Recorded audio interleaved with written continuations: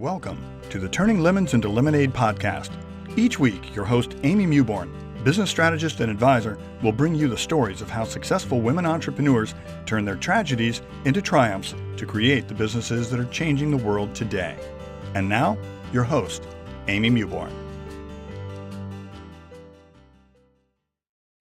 Ariane Trelaun provides numbers, pricing, and profit coaching to creative women entrepreneurs ready to up-level their businesses. One part rigorous numbers nerd, another part genial teacher and confidence booster. Ariane is, as one grateful client put it, the quiet and necessary truth, helping business owners get real about their financials so they can truly be the CEO of their enterprise. Your numbers are telling the story of your business. Ariane's mission is to help you hear it, read it, and use it. Welcome, Ariane. Thank you so much for being here today. As you know, you are one of my first interviews that I did on my first go around for this podcast. And you were one of the episodes that got lost in my spilling water all over my fabulous computer. So I thank you very much, number one, for being here. But I also know that there are some things that have changed and kind of transitioned and everything in your business. So I'm going to be super excited to talk about those. But before we get into that, I want you to kind of go back to the beginning and tell us how you got started in your business. Great. Thanks so much for having me again. I'm glad we're doing this again. It's just an excellent lesson. Stuff does seem to go wrong, doesn't it? And then it's just how we react. What do we do after that happens? Yes. So in terms of how I started, I've had my business for coming up on 5 years now, which is very exciting. Mm-hmm. I had worked inside of other people's businesses for my whole career, primarily in the nonprofit sector, doing always in numbers. Mm-hmm. And I think my last job, what was funny was that when I took that job, it seemed like the job I had been working my whole career to get, and I was super excited. And I remember saying when I took that job, this is the last job I'll ever have, because I thought I was going to retire from this job. And, about 2 months into it, it didn't take me long. I realized, this is going to be the last job I ever have, because I'm never going to have a job again. Wow. I think I just totally timed out of working inside of organizations. And also there was an age factor for me. I mean, that was the year that I turned 50, and I felt like I was working with people who were all half my age and knew absolutely everything. And I was totally marginalized. No one wanted to listen to anything I said. And I realized, wait, I have all this wisdom. It's being totally wasted in this environment. So that was the impetus. I quit that job. I had no idea what I was going to do next. I had an idea of, like, a very vague idea of what I might want to do next. And it took me quitting actually and having a few weeks off for the idea for my business to kind of float fully formed into my mind as I was driving one day. So that's how I started. I just timed out, got sick of working for other people, and I've never looked back. And it's just been amazing.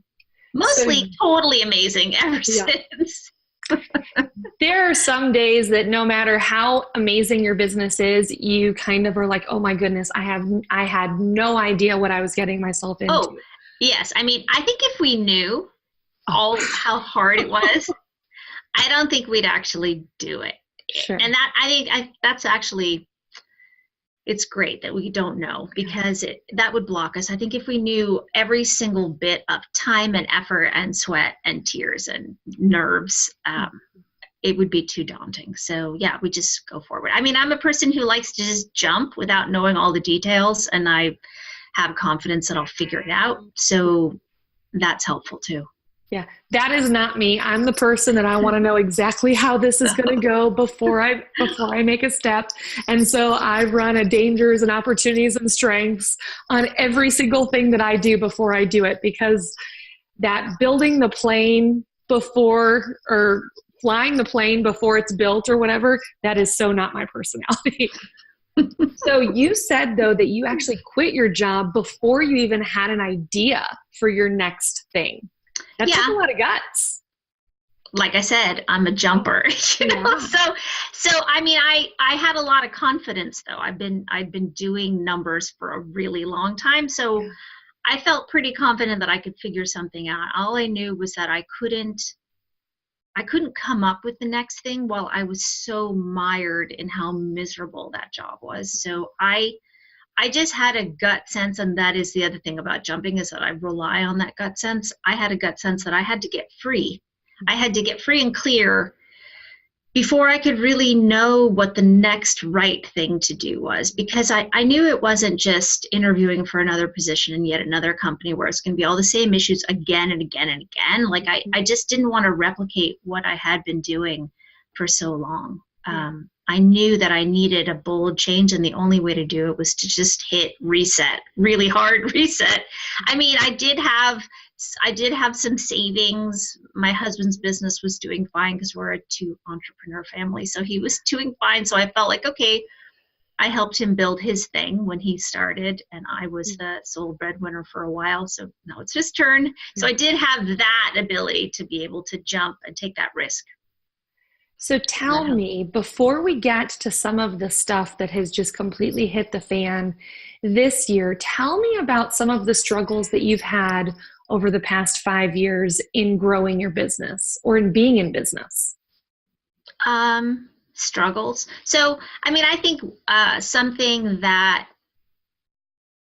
has been not so much a struggle, but just kind of an ongoing challenge is just, again, just figuring it out, like what is the best kind of client for me to work with? What's the best offer? Where is my zone of genius? Like, what am I really good at that I want to stop doing so that I can really focus on the stuff I'm really, really good at, you know, that no one else can do. That's been a huge learning. And I think of having my own business as this enormous personal development opportunity, you know, because it really has required that I get super clear. And that's just been a process, you know, over time, just getting super clear about what am I actually good at, and how do I price that? I mean, that's been the funnest thing for me too, as well as a challenge, is to just kind of dig into that. Well, I think you described something that, as women in particular, we all realize is kind of an ongoing challenge, is that when we first start our businesses, we think we're going to work with this type of client and we're going to provide this service and we're going to price it as such. And I always joke that when I put my first offering out, it fell so flat, and I was so devastated because fortunately I had another business and I had another income. But when I was trying to transition to consulting and that online space, there's so much that you don't know. And I had a coach and she gave me a lot of great advice, but it still didn't mean that it worked. And so you constantly have to be evaluating, okay, why isn't it working? You have to be asking prospects and clients and people that tell you no, hey, would you mind telling me why you told me no? And sometimes that's really uncomfortable, but it really helps with that market research in terms of determining who you are going to work with and what you're going to offer. Yeah, absolutely. I mean, I think learning to hear the word no in that context is super painful. And then being able to work with the no, you know, understand that it's not necessarily a no about you and your personal worth, you know, because I instantly go there if someone says no, oh no, you know, and really just minding that and not taking everything so personally. At the same time, that's difficult when you're, you know, your consulting business or your coaching business is so reliant on who you are. So it is personal, but kind of trying to untangle that. That's definitely been a process. Yeah. And I think that's how I view all of this, is that I'm getting better at it all the time. I'm learning how to do it. I don't have all the answers. I don't need to. I just need the answers that I need right now. You know, if I don't know something, I can go out and learn it as needed, or find someone who knows it and just get them to tell me, help me with it. Well, that's why I still, 8 years into running my own businesses, still hire coaches, still do online courses. I still participate in live events and everything, because I don't know what I don't know. Right. And a lot of times it's making sure that I am surrounding myself with amazing people that can help give me feedback, that they're completely third-party people, and they can look at my things, or they can look at an ad or whatever and say, so you kind of missed the mark here. Right. So. Yeah. It's so great. I mean, there are so many experts in this field. I mean, I think one of the things I've struggled with is understanding how much of my work is online and how much of my work is really just one-on-one with individual people. Yeah. And there's so much in the space. There's so many people selling their method. There's so many success stories. And I think it's natural that we want to learn from those people who've been successful and do what they did. And I feel like I've had enough experiences now of trying to do what they did, and it doesn't work for me. And that's a huge thing, is understanding that there's no magic potion. And so wise. Well, you know what I mean? I've had a few clients actually in the past couple of years who've been in masterminds and big coaching programs and implementing methodologies that they learned, and then, being with them on their numbers and looking at the fact that, okay, so you invested in that, you did everything, and yet it didn't work, right? And it's super painful. I've had this experience myself. I launched a course last year, a pricing course that I love, that I think is fantastic, that got great feedback, went fine the first go round, relaunched it this fall, and got one person signed up, and that was devastating, because I know the content is solid. I know that it has the impact, the potential to really impact the people in the course, and just kind of sitting back and going, okay, I did everything. Yeah. And yet I clearly missed a piece, and just developing the ability to go back and just examine it past that initial pain of, ooh, yikes, that didn't work. Yeah. It's painful. I hear you. I hear you completely. So when we connected over the past month or so, you mentioned that there have been a lot of things that have kind of like hit the fan in your business over the past 6 to 9 months. Tell us a little bit about that. So the first one I've already mentioned, and before I say anything about the challenges, I should also say this has been an amazing year in terms of growth in my business. And I'm still, it's just in the past couple of months just grown so much on a monthly basis. So, and one of the things I've really discovered this year is that instead of getting all crazy about, I need to build a course and sell the course and, do this, I need to, all these shoulds, that I feel like are so prevalent in the atmosphere, that I've really figured out that what I need to do is the work that's right in front of me, and just kind of double down on that, because that works. So it totally works. People totally want that. That totally works.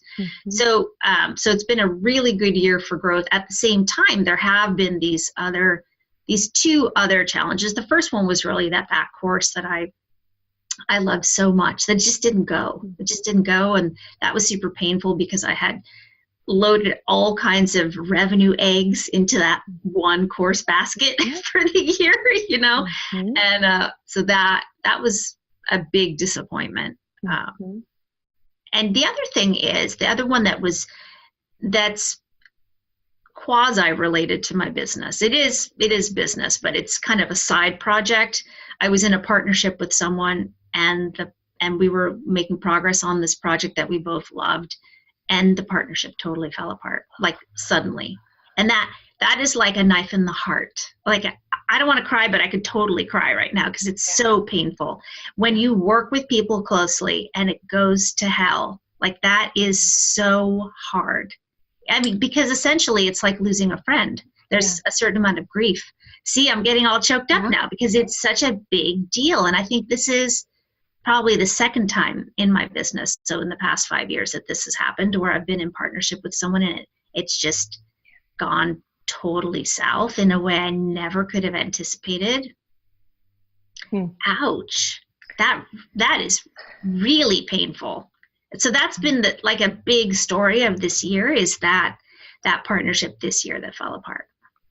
So see, now I'm all like yeah, verklempt. that's okay. That's totally okay. I'll get it together in a second. But that's actually what we love about this podcast is people sharing the real stuff. Yeah. Because so often we see all of the stuff that's going great.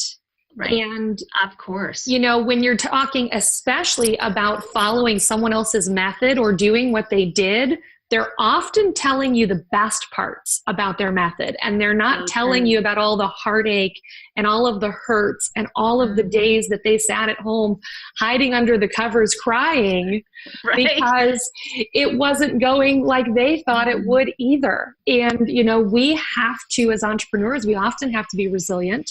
We have to pick ourselves up and dust ourselves off and figure out how to move on from there.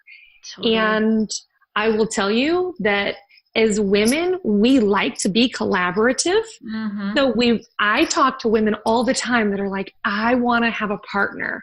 I want to have someone to share the responsibility with and to celebrate the successes and everything. And I will tell you that when I'm working with my individual clients, I always recommend that they don't have partnerships because I've only seen two that have actually worked out well in all of the experiences that I have had. Right. And, it's tough because there's a division of labor, there's a division of income and expenses, and there are all of these things that you think you agree on when you first get started, but we see what it's like in marriage.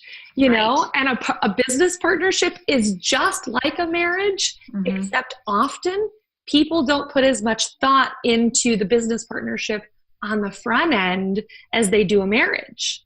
Amen. And not too long ago, I was actually with a woman who has one of the successful partnerships that I know. And she was saying that they had a period in their partnership where they couldn't even talk to each other. They were so bitter about a number of things, and they actually went to a marriage counselor. And that helped them in their communication and understanding. But, you take two flawed people, and we're all flawed, and you put us together and you expect us to work in perfect harmony all the time. It's just not, it's not going to happen. And it's often devastating to your business, to your life, and everything around you once it doesn't. It's so true. I mean, so much of what you've said is 100% absolutely true. The thing I was thinking about as you were talking was that it's very similar to what I was mentioning earlier about how we see someone successful and we want to learn their methodology. I felt like when I started my business, I made a number of, they weren't errors, but they were spending decisions I wouldn't repeat, let's put it that way, where I felt like I was hitching my wagon to someone else, where I was wanting to like kind of glom on to how did they do this? And if I just hang out with them, it'll take me there, and I think I learned because I made those painful spending decisions that didn't return on the investment. I learned to be much more skeptical about that. I think with partnerships, the big lesson for me was that, guess what? I get to stand on my own 2 feet, and it's just going to be me. And yes, I do love partnership. I do love collaboration, but I can't do it like that. Having had these two painful experiences, and of course I'm the common denominator, right? So there's a lot of soul searching there about like, is it me? What did I do to screw these up? Did I screw these up? So there's this constant thing. And the thing about owning your own business, I have found, is that if my confidence gets shaken in my business or in my personal life, like I got no boundaries, like it's everything. Like my confidence is shook all over, So I've really realized that that enculturated tendency to want to get other people on board and do it together, that doesn't serve me in my business. That this is really my opportunity to say, no, you know what? I'm going to call all the shots. This is my business. I'm going to call the shots. If if I need other people, then I'll hire them, and we'll still have this relationship where this is on me, this is my business. And sometimes what I think now about the partnership was that me trying to not have full ownership because I was scared and I wanted someone else to come along with me, like I understand that, but it didn't work out for me. Right. And I think that what the lesson is, stand up on your own 2 feet. You don't need anybody else. I mean, obviously, my husband's the one who's always telling me this, like, why? You don't need that. You know everything. Just do it. You don't need this other person. You don't need this training. You don't need this coach. He's very positive in that regard. And I think I've learned to catch up to that and to realize, you know what, this fell apart. I'm not going to dwell on it. What I know going forward is just no more. I can't do this anymore. So you just described a very inherent difference between guys and ladies is, my husband is exactly the same way. He's like, I don't need help. I'm going to just go and I'm going to do it and I'm going to figure it out and I'm going to keep doing it until I figure it out. Right. And as women, I don't know if it's imposter syndrome. I don't know if it's fear. I don't know if we're afraid to play as big, but in so many different ways, we're constantly, it feels like, looking for that validation or support or whatever. And there are a lot of benefits to having a support system and getting those things. But I will tell you that one of the things that I learned about 3 years into my business was that rather than hiring a general business coach, I always now go and find the piece that I feel I need over the next 12 months to take me where I need to go. And so I go and find courses or a coach that specialize in those things for me for the next year. And that made all the difference in the world in terms of my own confidence, in terms of my success, and also I now spend way less on coaching because I'm going and looking for people that are specific to one thing versus that really high-priced overall business coach that you're often paying, $20,000 to $30,000 a year to participate in every element of their program. Right. So, yeah. Yeah. And, I think when I look back over my business and think about the spending decisions that I made in terms of coaching, it almost seems developmental. Like I wish I hadn't, but I almost had to. I had to do these things because I'd never had any experience whatsoever in running a business. Yeah. Never. And I think working inside of other businesses, I was always in a position of a certain amount of authority and responsibility and, a C position, I was CFO or COO, but never standing out there by myself on my own, like always within a structure. And I think I really had to learn how to do that. I mean, it's kind of funny. I feel like I learned more from having a business in terms of confidence and ability to have faith in my own thoughts than I did my entire life, which is kind of crazy after 50 years, but there you go.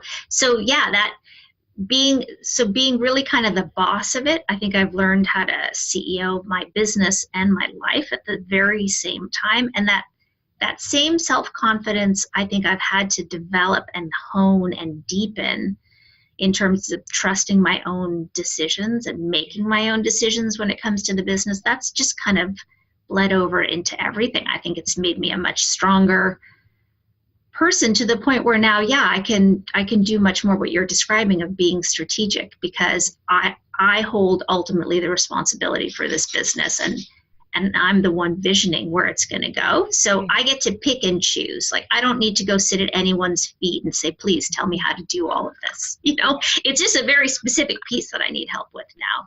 And strategically, depending on what the plan is, that's going to change. Well, when I launched my 2 brick and mortar businesses and had a staff of 30, I learned really, really quickly that the buck stops here and that if I didn't develop my own leadership skills really quickly, that I was going to struggle, because I always tell everyone that I work with that really I feel like one of the biggest elements of a business's success is the leadership that's coming from the top and then coming down. And as a CEO, you have this tremendous self-confidence because you earned your place at that table. But then when it's yours, all of a sudden, it goes back to this very weird place where you're like, I oversaw all these people. And, you know, in my case, I moved millions of dollars every day. And then I'm sitting here running my own very small business when I first started it.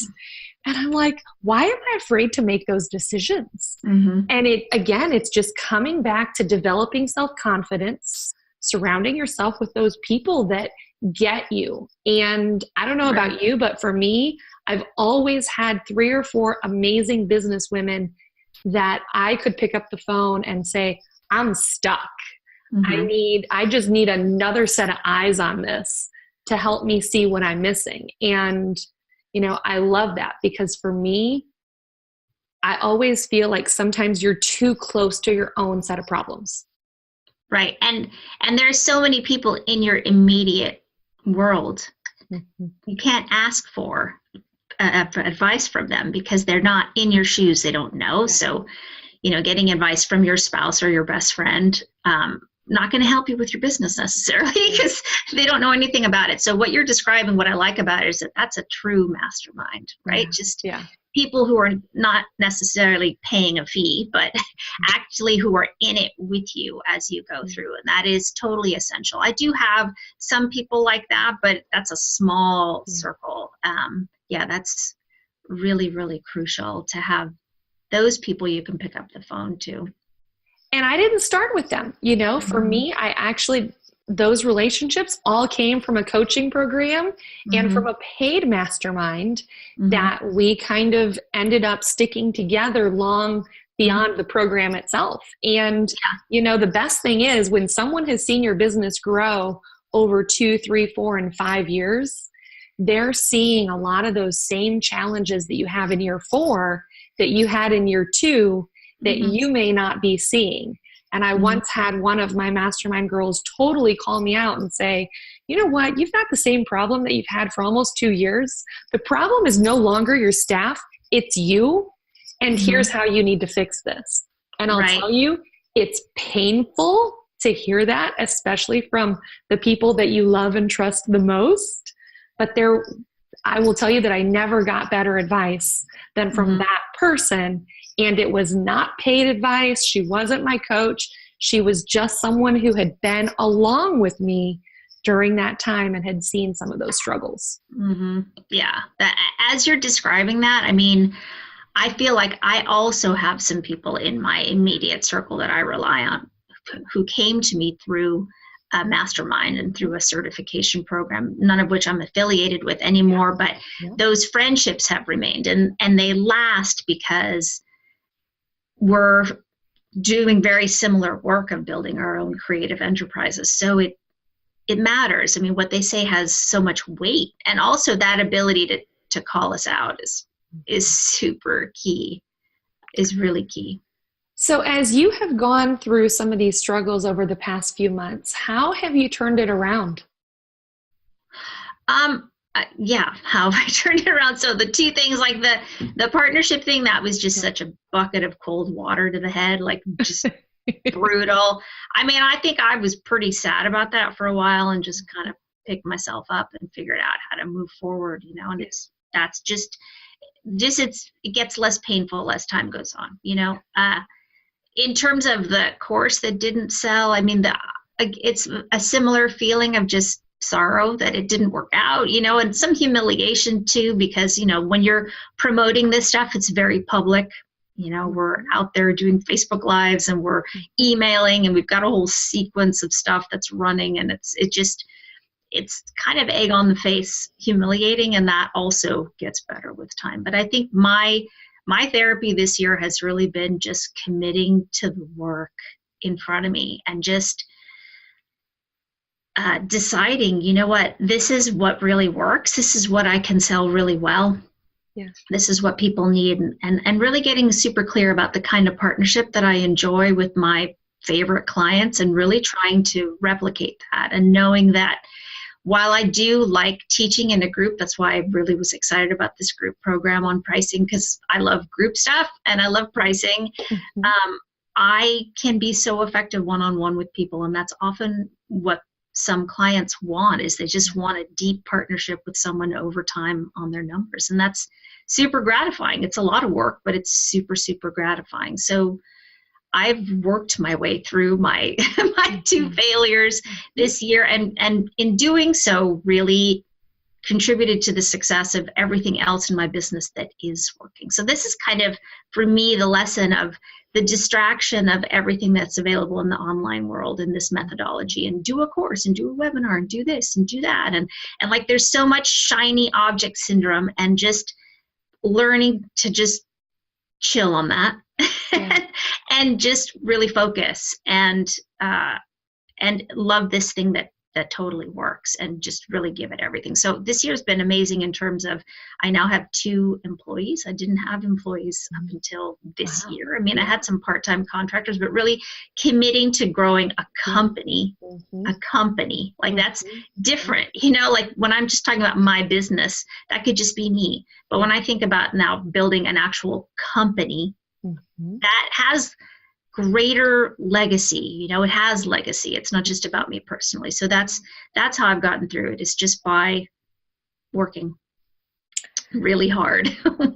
So I love that you kind of just described, I think, one of the big challenges that we're seeing in business today, especially in the online space, is that everyone has been told, automate, create a course, do Facebook ads to a webinar, and sell from the webinar and everything. And we've all done it. We've all tried it, some with great success, some with minimal success. But I will say that one thing that I have found that has made me happiest in my business is that I often send people to a strategy call with me before we actually sell them something. And that way I can help identify where they best fit. And it's funny that even though my business is all about teaching automation and teaching systems and operations and everything else, I still am a huge, huge advocate of really having that personal touch, because I feel like it's been missing so much from that online space. And so you kind of just described the fact that maybe what didn't work fabulously well was all of this automation and sales funnels and everything. But as soon as you went back to really what your gift is, and that's working with people, that's where you have thrived. And it also seems to be where you're really happy. Yes, it's so true. I mean, I am really happy doing this work, and I feel like I got my head spun around a little bit. I think it's really easy to do that because I do operate in the online space. I'm in there all the time, you know, like all of us, right? So it's really easy to get spun by what works for others and what's sexy and cool and pretty. And that I think, again, it's back to this idea of self-confidence and the personal growth opportunity of having a business, of just deciding that I'm going to do some things and not others, and that's great for you, but this is good for me. And just, again, just kind of charting my own course. That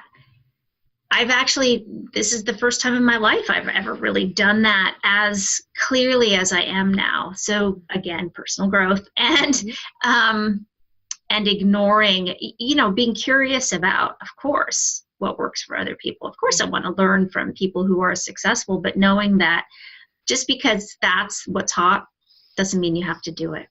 Love it. Great doesn't advice. mean you have to do a course. Doesn't mean you need to do a webinar. I mean, I love doing webinars and I love doing courses because I love to teach stuff. That's super, super fun for me. But I'm finding that satisfaction just as much from working one-on-one with people. I think where I got spun was really, you need to be a 7-figure business, or you need to be 6, or you need to be this, or you need to be that. And there's so much ego bound up with the dollars. and our, it's not even ego. Ego puts a different spin on it. It's more like our sense of self-worth, like, are we as good as other people? And what's funny is that the clients that I work with one-on-one, we talk about this a lot because I'm in their numbers, right? Mm-hmm. So it's always about, well, why does it matter to you to get to 250? Why? Mm-hmm. Like, what's that really about, other than just being able to, walk around, I'm a 6-figure business, or I'm a 7, like, so what? And really, those are your sales, but what do you get to keep? So in my work with people, I am basically doing what all coaches do, which is that I'm teaching the thing I most need to learn over and over and over again, of like, well, how much is enough? And what's your life like? And so you have this business, so what, right? So that you can have the life that you want. And so what does that mean? What do you really need? And not to get caught up in someone else's idea of what worthiness is, but to self-determine that. That is the greatest thing ever, because then you're completely independent and autonomous when you can answer those questions for yourself without all this extraneous external distraction and input, right? So, so I'm constantly working with people on the thing I'm always working on, which is, how much business is enough business for me to have the life that I crave, which is a pretty simple life, but full of good food and travel, So, again, it's just all confidence and growth. You actually, just as you have been saying this, have kind of boiled down, I think, the essence of how we feel so much in business. And a lot of it is comparisonitis. Again, a lot of it's about that Instagram highlight reel, and the fact that we've all been told that real success is having that 7-figure business. And I will tell you that I had a point in my business where I was really close to that. But that time was when I was the most stressed out. I gained probably the most weight. I actually brought home the least amount of money to my own personal pocket and my own household, because I was paying for boatloads of coaching. I had a huge staff. We had a lot of overhead and all of this stuff. And I kept wanting to grow. And it was destroying what I really wanted from my life. And for me, my husband and I really learned that I have this magic number, that if I can hit that number every single year with the team that I have, we have more than enough. We can do everything that we want to do comfortably, and still I'm not working 24/7. And for me, that looks like a 4-day work week where I'm done by 5, and that's where I want to see my business go. And that's where I find a lot of women want to see their businesses go, is a place where they have enough, but yet they also still have great quality of life. They can travel. If they have kids, they can spend the nights with their kids, and they're not still on their computer at 9:30 at night after they've put the kids to bed. So I love that you say that, because I think we really need to be more honest about what we really want from our lives. And it's not really about saying, I built a 7-figure business or I built a 6-figure business. It's about, I get to visit my family in Nashville and spend time with the people that I love the most. So thank you. Absolutely. Yeah, you're welcome. I mean, I think because I work with people and their numbers, I'm so close to this all the time. And just, there is so much bad feeling that we carry around, especially other entrepreneurs that I work with. Just people feel bad because of how much they're making or not making, or they feel really good about the top line because they're ignoring the bottom line, which is how much you get to keep, which is the only number I care about. I don't care if you're a 7-figure business. How much do you get to keep? That's the only true metric, because that's the thing that lets you have that life that you want. That's all that matters. And again, it's back to this thing of being able to decide for yourself, choose, make it for yourself, not do it because everyone else is doing it or because that's the hot thing right now, but just finding that equilibrium that it's entirely your own. Like that thing you were describing about knowing that it's a certain number that you need to hit. That's the perfect number. It's kind of like our weight, right? Like there's that thinking that every body has a natural place that's healthiest for it, and it's not necessarily the skinniest or the fattest. It's each body finds that place. And it's the same thing with our lives, that in our money, it's the same thing of just, there is a formula that's not a magic formula except for you. Right. And part of what we're learning is what that is. And the sooner we can figure that out, the better. But, sometimes it takes a while. And of course it changes. And so it requires adaptation. But that's all I'm after is just how can you have the life that you want? And the money is your tool to get there. And it's not about, it shouldn't be about external flash and ego. It should be whatever it is for you. It's highly personal. And that's, I think, the hardest part about everything is just, all of us want, I'll give you $39 if you just tell me the answer, like it's so hard to have free will. It's so hard to be free, because we get to decide everything for ourselves. And that can be really overwhelming and exhausting sometimes because there is no right answer except the one you come up with. So I understand it. And yet it's so sweet when you can stand in that place where you have figured it out for yourself and it's right for you. That's the greatest thing ever. So I feel like you may have already just answered this, but I do always like to kind of wind down with what number one piece of advice would you give a woman who's trying to grow a business? Oh, well, the number one piece of advice I would give a woman trying to grow her business is to look at her pricing. I meant to talk about this earlier because pricing is something I love to work with people on, just because pricing brings up all our issues of worthiness, all our fear around people saying no to us or thinking we're silly or like just all the chatter that's in our heads. Pricing is the number one lever to improve everything in your business, to ensure that you are hustling less, doing the right work with the right people for the right price. I always like to talk to clients about how you can get to $1 with 100 pennies or 4 quarters, right? So the idea being fewer clients who are the right clients at the right price instead of hustling your ass off, running around and serving a million different people at the wrong price, which is invariably too low because all of us price too low when we start. All of us, with the rare exception that's not even worth talking about. So I would say look at your pricing because you could do so much for your bottom line just by pricing yourself better. And Ariane, where can our listeners find you? We'll have in the show notes links and everything, but I always like to make sure that we get it out on audio for those people on the treadmill. Great. Those people on the treadmill. So you can go to my website, which is doyourthing.biz, B-I-Z. I'm also pretty active on Instagram where I'm Ariane _doyourthing. And Do Your Thing also has a Facebook page, but really Instagram is mostly where I live. Awesome. Well, thank you so much for your time. Thank you for being so open and honest and sharing some of the real struggles that we deal with running a business. We really appreciate it.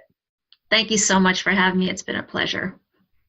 Today's free resource is my checklist for my systems for success.